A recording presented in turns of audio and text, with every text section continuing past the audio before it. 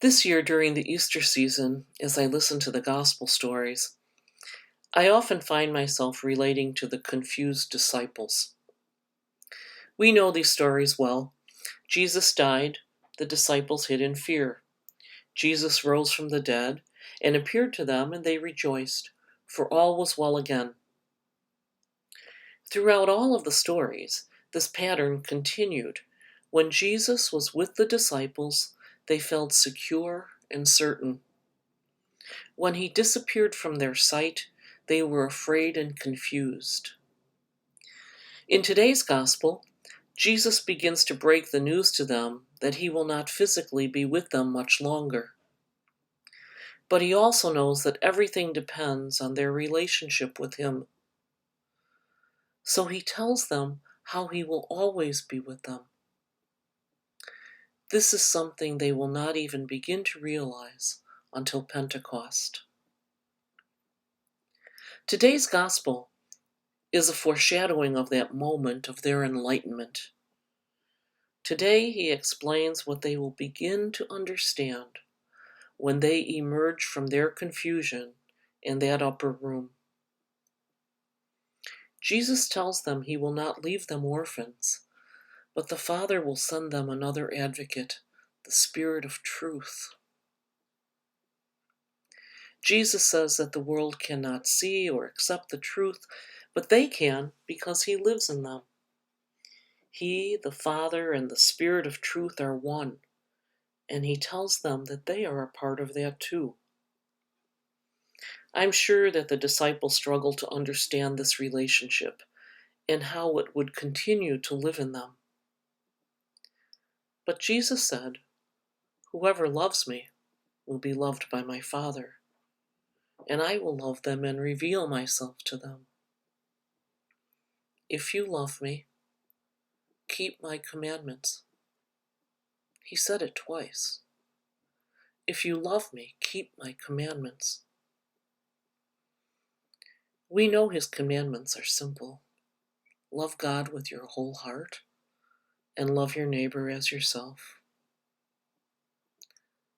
That is where the Spirit of truth is found. What a wonderful gift that Spirit would be for us today when truth seems so elusive. How do we know the truth? Who tells us the truth? It seems so much easier to live like the early disciples, in fear, confusion, and anger, than to navigate through all of the twists and turns of conflicting voices. When I am confused about what is true today, I ask myself these questions. How does this fit with the gospel? Is it pointing me to love God? To a loving God? And is it moving me to love my neighbor? If it is pointing in another direction, it is not the Spirit of truth or the Spirit of Jesus.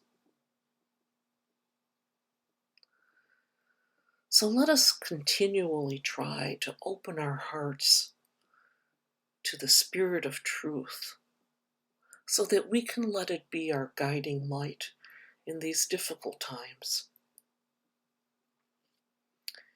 And as we listen to the Easter stories, as they come to an end, and as we put ourselves in the place of the disciples, let us trust that God is with us today in all days as promised, even when it is difficult to see or believe.